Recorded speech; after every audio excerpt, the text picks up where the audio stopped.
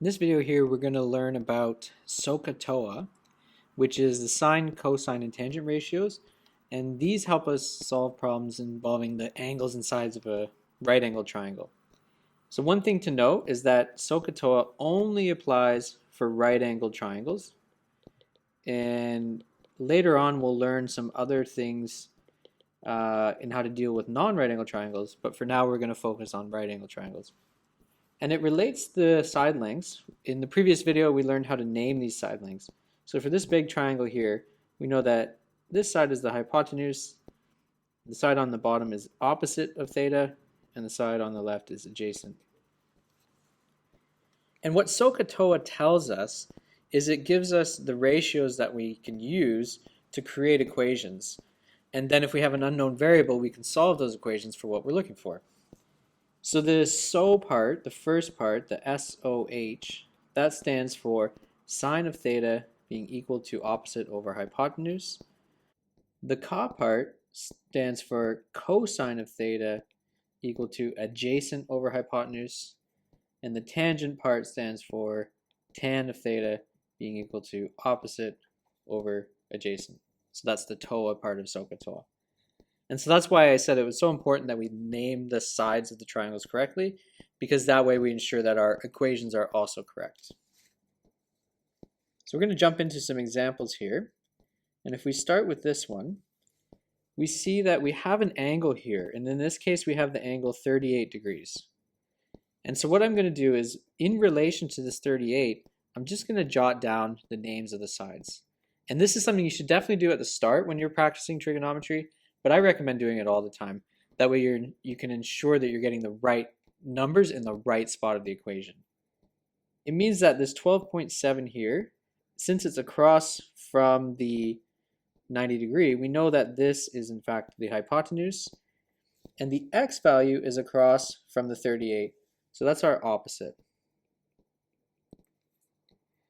As you can see on this side here, there's nothing there, there's no variable there or no value there. That's the adjacent side. And the advantage of that is that gives us a clue as to which ratio we need to be using.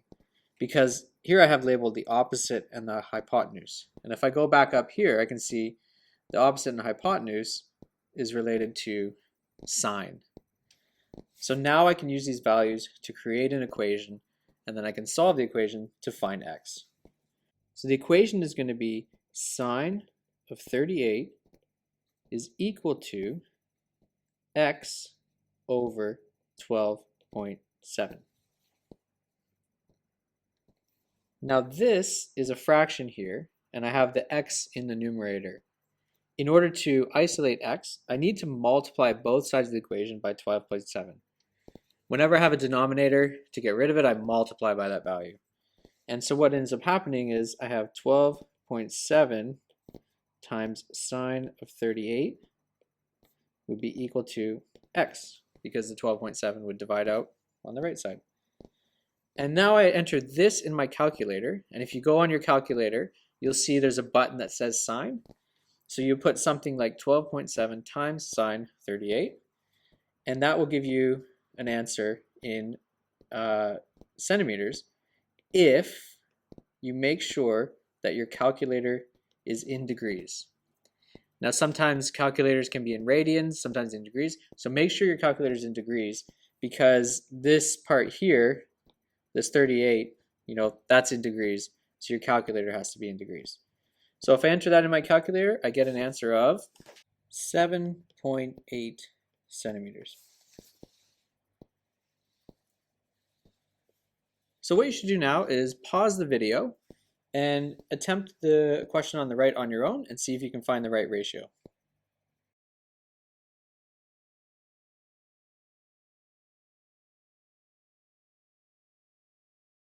Okay, so hopefully you got an answer of 4.9 centimeters. You can see that I use cosine because the x's are adjacent to 27. 5.46 is the hypotenuse.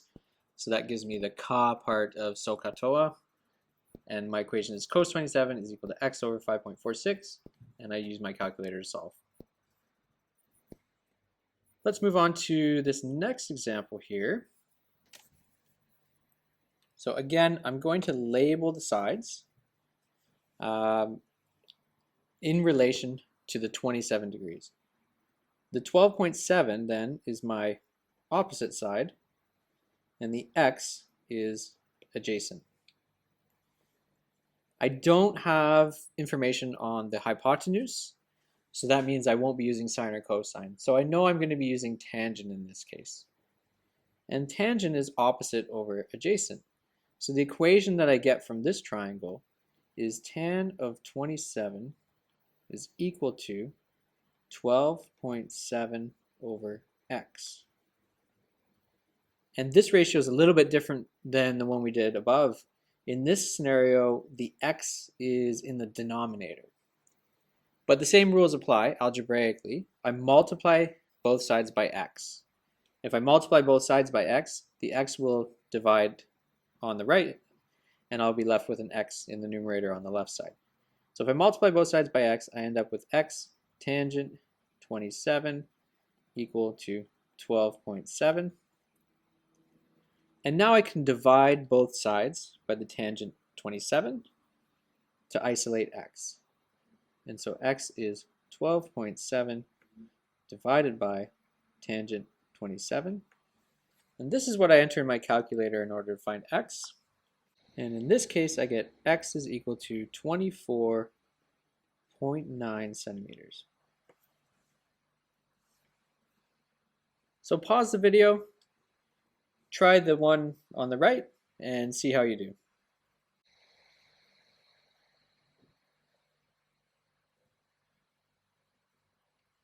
Okay, so hopefully you got 16.8 meters. I was able to identify that the 11 was the opposite side and the x is the hypotenuse.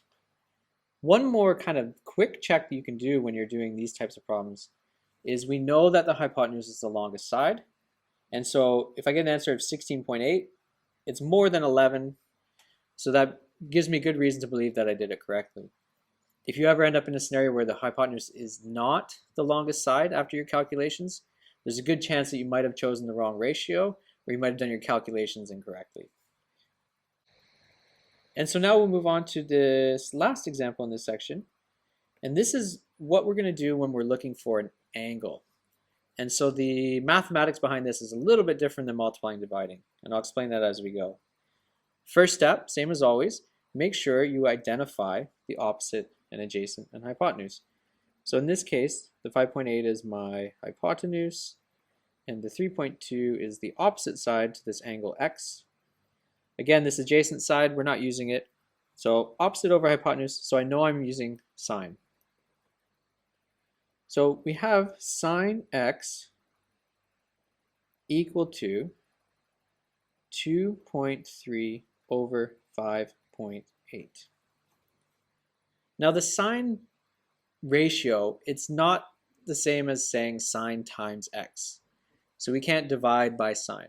That's not what this ratio is for. This ratio is a very useful set of numbers that have come from right angle triangles.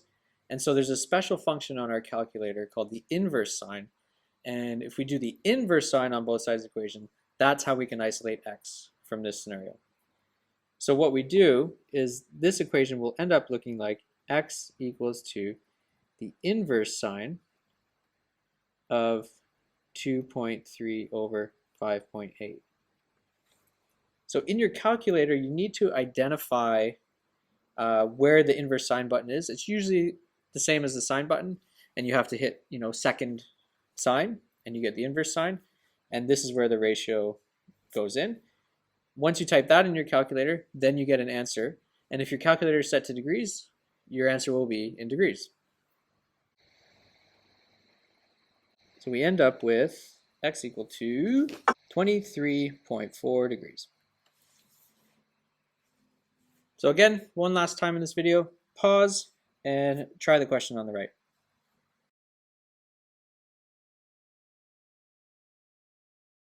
So hopefully you got an answer of 45.1 degrees. Now this is how we use SOHCAHTOA in order to solve for sides or angles in triangles. Again, the first thing you should do is label the sides, and that gives you a good indication of which ratio you need to use. And then make sure you follow the algebra rules that we looked at in order to isolate the variable you're looking for.